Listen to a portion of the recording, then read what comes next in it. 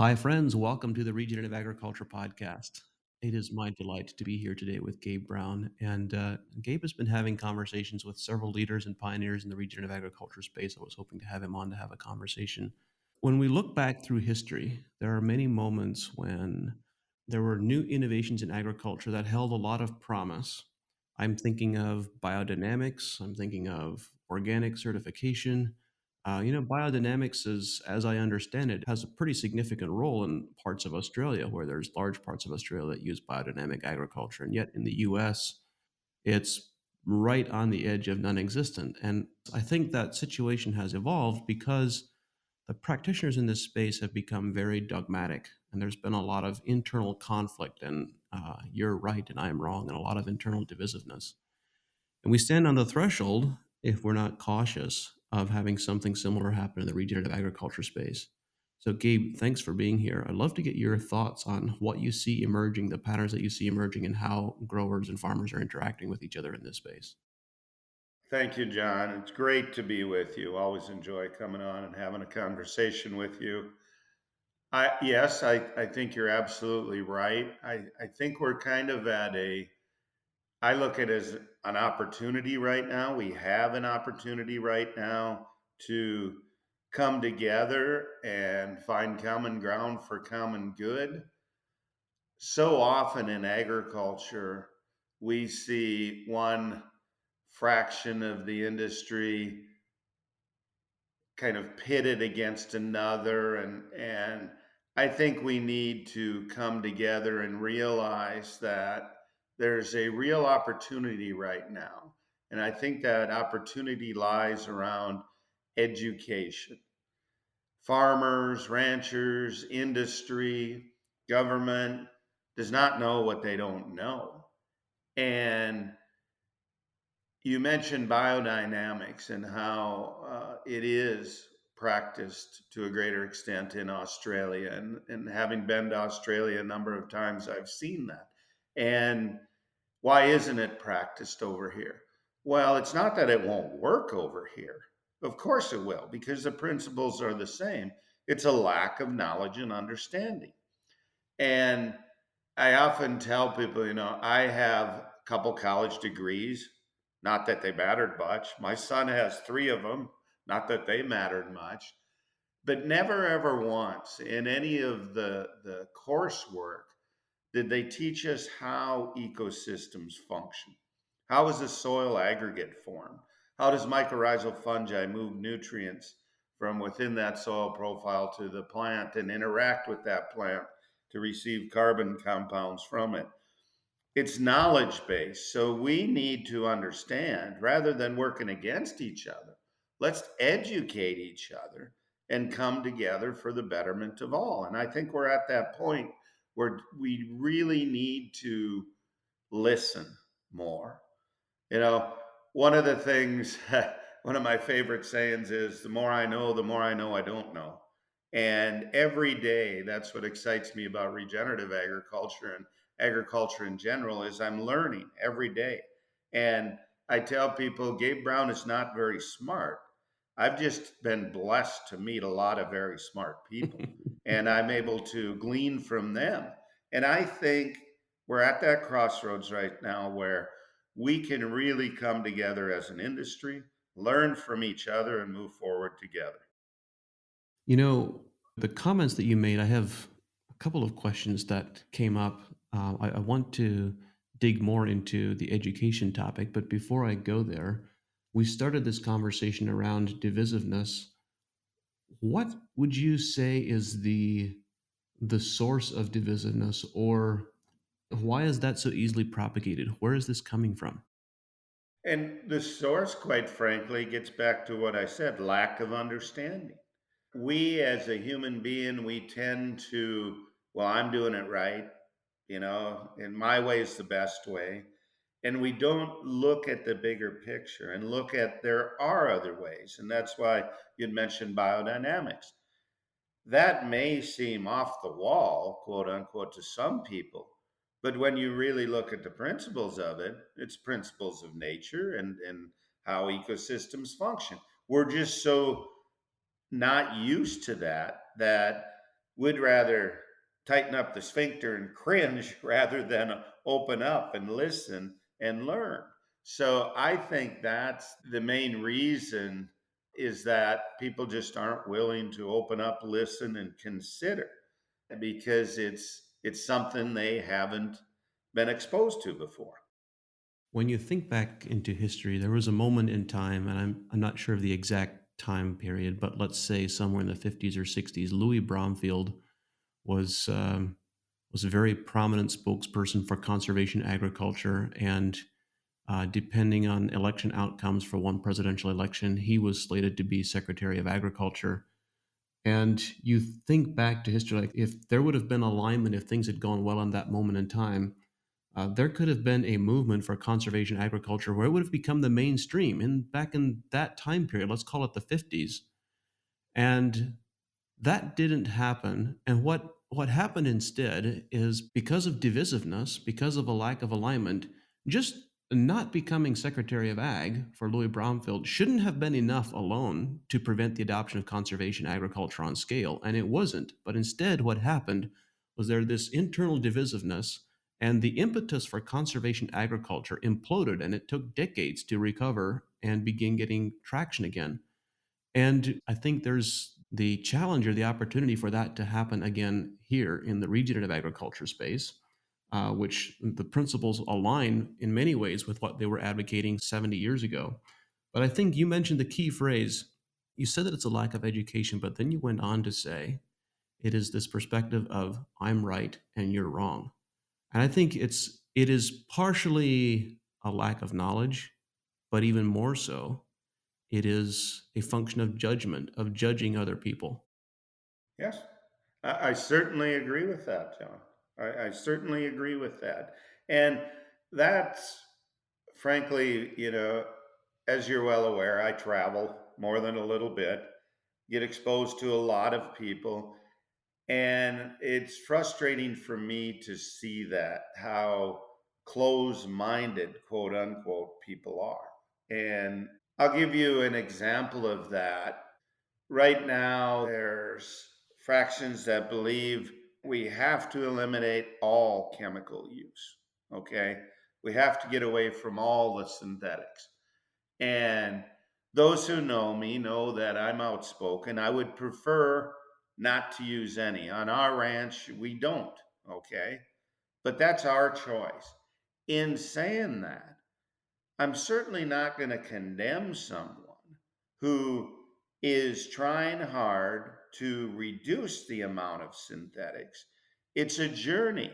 It takes time to heal soils and get them functioning, get the nutrient flow up high enough where these plants then are resistant to disease and pests. That takes time. And I would much rather have a person going down that path, moving in the right direction, than just giving up, not trying at all, or saying, nope, I'm not going to use any. But then they have a disaster after disaster, and they're not able to stay on that farm because economically they haven't produced a crop. So we really need to take people in their context where they're at, and we can't condemn them. Yeah, it takes time to learn how to adapt what you're learning from other people to your situation. It takes time to develop your management system. And there are some who would be judgmental and critical who say, well, people aren't moving fast enough. But the reality is, this is not like creating software. This is something that you get one opportunity to learn per year. That's right. And I think back how over time the five principles of soil health evolved. And it was Ray Archuleta. I give Ray Archuleta the credit for being the most outspoken and saying, no, we're missing perhaps the most important one, the principle of context. We have to add that sixth principle about context. We have to take people where they are, which is what you're saying, John. The four ecosystem processes occur anywhere in the world where there's land based agriculture or land based production. The thing about it is how we drive those is with those six principles. And that principle of context, we have to take that into account because it's going to be a little different everywhere you go. And I think it's so important to, as you said, not be judgmental and to take people where they're at and allow them the opportunity to move at what fits their context. My context in the late 90s, when I finished my 4 years of drought and hail, my context today is much different than it was back there. Financial context has to be taken into account. Family dynamics have to be taken into account. We need to look at things according to each individual farmer ranch context. When we think about, you spoke about eliminating all chemical inputs. And I think one of the areas that I see a divisive language, a judgment around, is not even on chemical inputs, but on replacing chemical inputs with biological inputs. What do you see happening there? Yes, and I really think it's important and it's a good thing what's happening now. We're having a marked increase in the use of biologics, and we're learning more about biologics as we learn more about the life in the soil and the interactions between plants and these microorganisms. We're advancing at, I think, a very rapid pace, which is good. Now, like anything else, there's going to be things that are tried and maybe don't work as well as others. But anytime we can move into a more quote unquote natural type system that helps accelerate the natural ecosystem function, it's a good thing. And I've seen some very, very excellent successes with the use of biologics. Thanks for saying that, Gabe. This is such an important piece because the way that I see them, these tools are a replacement for some of the harsher chemistry that facilitates a faster transition. Now, in the long term, a truly regenerative farm management system, in some contexts, the objective should be to remove all of those. We should be able to get to a point where we don't need any of those. But in some farming systems, if you're growing strawberries on the same soil year after year, you're probably locking yourself in to need some of those materials. Absolutely, you are. And Understanding Ag now is consulting on over 36 million acres, active clients that we're consulting on. That's a lot of acres, it's a pretty wide swath. We will tell each and every one of our clients that they need to do strip trials, but biologics is certainly a means to accelerate and bridge that advancement. Yeah. And we're always one, as humans, it's our nature.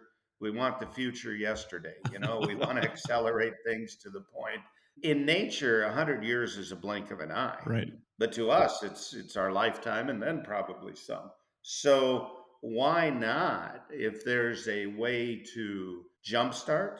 And let's face it, John, as you know, most farms and ranches severely degraded Very ecosystems. much. I mean, we're not, biologically speaking, we're not functioning at a fraction of what should be. So why not use biologics to jumpstart that? And what we encourage our clients to do is, we really are believers in strip trials on farms. We highly encourage it. Same field. Let's go at what you've been doing in the past on part of the field. Let's start a reduction on part. Want to use biologics? Let's use biologics on part. So you can see that side by side comparison, same field. And then we really need to not just look at yield. Let's look at soil function. Let's look at water infiltration, aggregation, the biological component of the soil over time. Let's see what happens, you know, and go that route. In an interview with Pam Maron, she made, this is a couple of years ago, but she made a very interesting point that if chemical fertilizers, or actually, she wasn't referring to fertilizers, she was referring to control products, pesticides, and so forth. She said that if their performance and their effectiveness was held to the same standard as biological controls, they would have a much higher incidence of failure than the biologicals do that are in the marketplace today. And part of the reason for that, not the only reason, but a contributing factor, is these cumulative year over year effects that, to the point that you were just making, it's yes, we need to look at yield and economics in the short term, but also we need to look at how does this treatment that I did this year affect the crop next year and the year after that? Because these soil health benefits are cumulative. And this is the piece that we have seen frequently is we're able to get some very rapid first year responses, but the responses 2, 3, 5 years down the road are dramatically bigger than they are in the first year. Yeah, correct. And, you know, nature is always self organizing, self regulating, self healing. And that doesn't happen overnight. It doesn't happen in 1 year. It happens over time. Let me give you an example of this. I was just emailing a client last night who is in a very brittle environment, wants to put some of his cropland back to perennials, and wanted to know, okay, what mix do I seed for this environment? And I said, no, you need to step back a moment and realize you first need to prime, quote unquote, prime that soil. We need to get it biologically active. You have to get mycorrhizal fungi numbers up because those little perennial seeds are dependent on that mycorrhizal fungi in order for success of establishment. I said, you have to look at that first and prepare that field biologically before you seed it back to perennials. And John, I just ask your listeners out there, how many of you have gone into an NRCS office, extension office, etc., and talked to them about seeding a perennial stand and have them talk to you back about priming the soil biologically and mycorrhizal fungi? I will guarantee you the answer is next to zero. Yeah, Okay. exactly. Yet the government's willing to spend a lot of money on let's buy the seed and help them seed this back, but they don't do it in a way that will ensure success. Okay. We have to get those fields biologically active first. Yeah, priming those soils in advance, seed treatments, these are all like putting mycorrhizal inoculant on the seed. These are all things that we can do that are relatively inexpensive, but have huge dividends. And they're foundational. They're foundational to ecosystem thinking. I was thinking about this. This conversation came up again this last week. We were told of a new disease. This happens every year. Told of a new disease that is incurable. There is no treatment. And I've been told the phrase, if you can find a treatment for disease X, you'll be a millionaire. If I've heard it once, I've heard it 100 times. And at this point, we have a perfect track record. We have every single disease that we have encountered, we've been able to reverse. And I've not become a millionaire from any of those. And that's because the solution, the real foundational solution, is always systemic in nature. It's not something you pour out of a single jug. And Yeah. for that reason, people don't adopt it on a large scale because, oh, you mean if I want to solve citrus greening, I have to do cover crops and I have to use these biological inoculants and these foliar sprays? You mean it's not just one jug and then they're out? Yep. And if I may, John, take it one step further. That doesn't only pertain to plant diseases or animal diseases, it pertains to human health also. Exactly. The cure for many of the diseases, if not all, that we face as human beings can be found on the end of our fork. Or not. Yeah, or not. That's exactly right. That's exactly right. Yeah. Coming back to where we started this conversation, you spoke about education, the need for education. There is this Bible quote, "My people perish for lack of knowledge." But I had a conversation a couple of weeks ago that gave me something really interesting to think about. And I'd love to give credit to the person who sparked this idea, but I don't remember who it was. So my apologies. But the comment was made that when we use the term education, Many people have very bad mental associations with education. They don't have good memories of school, of tests, of exams, of needing to cram information. Like most people don't read they refuse to pick up a book and read a book for 5 years after they graduate. So like some in the high 90 percentile refuse to read a book for 5 years after they graduate because they have all this negative association with education. People don't Yep. want to be educated. They may love to learn, but they don't want to be educated. How do we shift that language and that lexicon and draw people into learning, inspire them to learning? Great question, John, and I agree. I mentioned earlier that one of the things we do when we're consulting is we more or less demand. Now, we can't demand of anybody, but we ask them to do strip trials in their fields. Those strip trials of different fertilizer rates, insecticides, seed treatments, biologics, that is education. They're learning on their own land. And what we have found is that if you show them these things on their own land, they're the ones who are out there doing, they applied, they did whatever practice there on that particular piece of ground. Then, and it doesn't matter whether we're talking cropping or grazing, orchards, vegetables, row crops, doesn't matter. That doesn't matter at all. But you show them on their own land, they see it with their own eyes.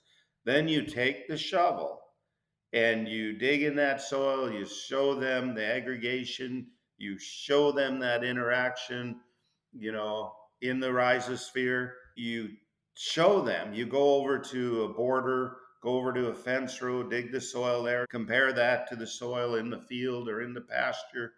Then they see, then they learn. To me, that's education, but it's a visual type education that is personal to them. And I think that's how you make headway.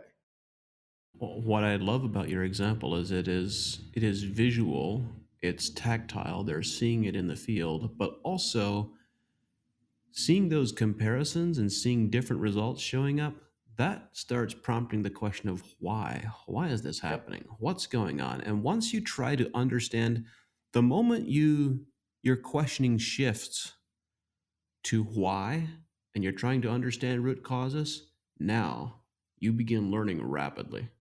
You're exactly right. You're exactly right. They cannot unsee what they saw. And then when they see that visually on their own land, that really opens it up and they're going to start asking why. They're going to start, at least they should, want to learn more, which 99% of them do. And they go to the next level. And you've seen it 1,000 times, John, how all of a sudden the light bulb comes on and they're really like, wow, why is this happening? Teach me more. Yeah. And that's exciting. So, Gabe, we have many farmers and growers listening to the podcast, but we also have many agronomists and consultants and coaches and extension agents and so forth. For those people who are working with growers and who want to support them in this transition, what advice do you have for them on how they can most effectively do that? Another good question. First is you have to be a good listener. Their context, we get back to what we talked about earlier, their context is different.